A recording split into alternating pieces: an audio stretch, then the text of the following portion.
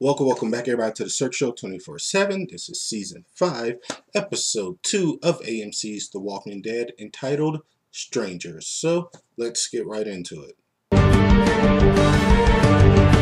Guys, episode 2 of The Walking Dead is so far they're going off to a great start. Hopefully they don't slow down with this momentum. This episode was really good. It was very tense, especially towards the end. But you have Rick and his group. They basically stumble across this guy, and this guy ends up becoming Gabriel. If you read the comics and stuff, he's Gabriel. And we see that Gabriel, he's an oddball because he's a pastor. First of all, he still has on his pastor uniform. It looks like he just walked off the set of BT's Morning Inspiration. So and they're they're very puzzled by him because they don't understand how this one guy who's alone can just survive the way he's been surviving, because he doesn't kill walkers. He doesn't really do anything. He's very helpless around them. So automatically Rick gives him the questions and stuff, and how many people you killed and stuff, this, that, and the third. Rick doesn't trust him right off the back, which he shouldn't. Knowing Rick, he's very smart about stuff like that, and I like that he anybody he comes across, it's no exception. He makes sure he gives those questions. He makes sure he fills this person out, because he just doesn't trust people anymore. And you can't, in this world anymore, you can't really trust people except for the people you've been brought up with, and that's just the select group of people that Rick's been brought up with in this group. So he understands that Gabriel's is hiding something. He ends up taking Gabriel and some other people for a supply run. They end up getting some stuff. Bob almost dies right then and there. I was like, Bob is gone. Bob's asking for too many kisses.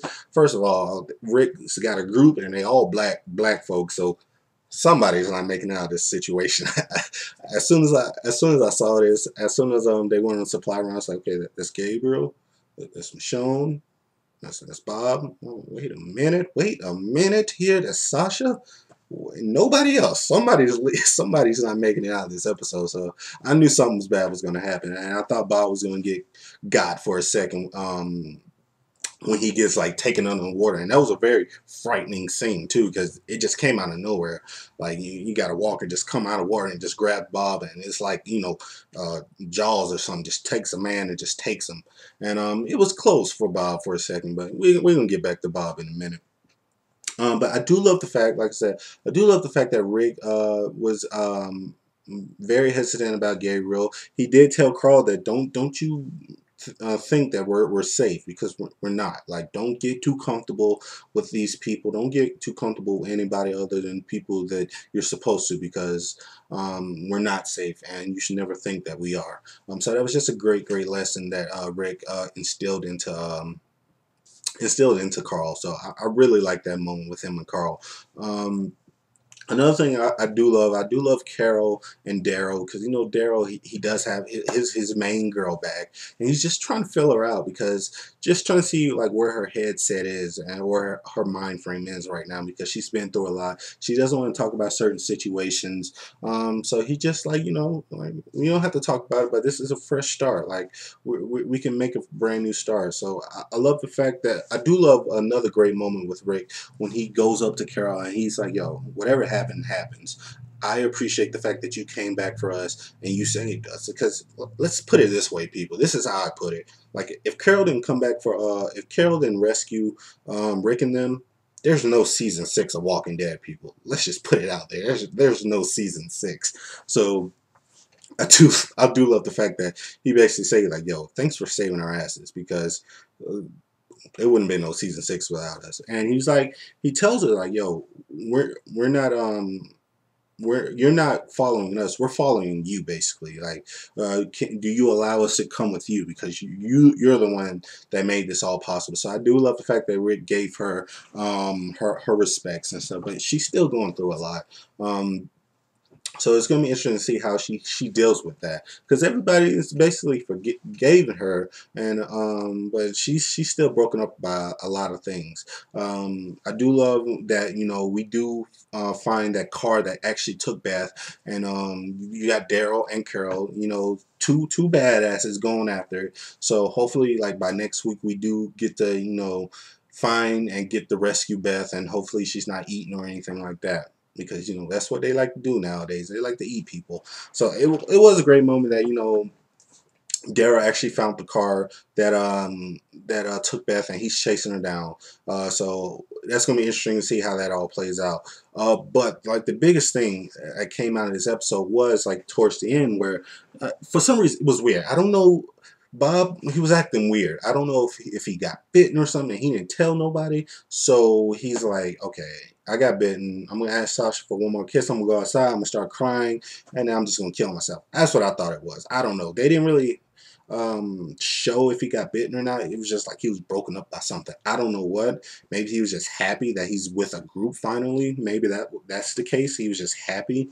But it was weird. He was acting weird. So he goes outside, he starts praying or whatever, and he ends up getting hit. We end up finding out that it's Gareth and his group of minions, and yeah, they end up cutting Bob's leg, and they're eating Bob's foot right now.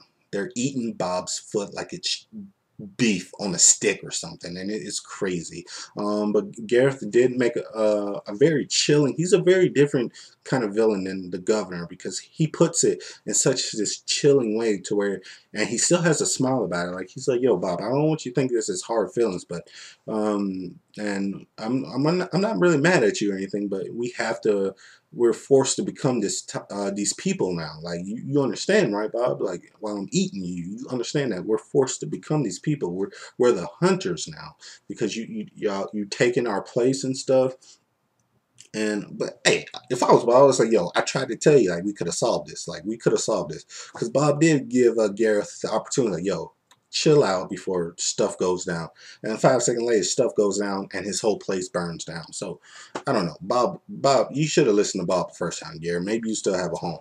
But now, you know, Gareth, he's like, yo, we're in the woods now, so we have to survive and stuff. And it was very sick. It was very dark. It was brooding. It was just chilling. It was haunting all at the same time.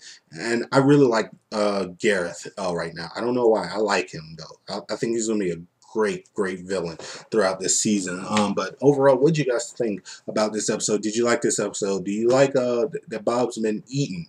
Is being eaten. He's not even dead yet. They ain't even killed him. They're just gonna keep chopping him down until they get to his ears and stuff. So I do love the fact that they're keeping Bob alive. So maybe Bob can still get rescued. I don't know. But they need to hurry up, because it's a lot of people in Gareth's group, and Bob, they're gonna keep eating Bob, so they need to hurry up and rescue him if that's what they're gonna do. So what do you guys think about this episode? Please like this video, comment, subscribe, tell me what you thought.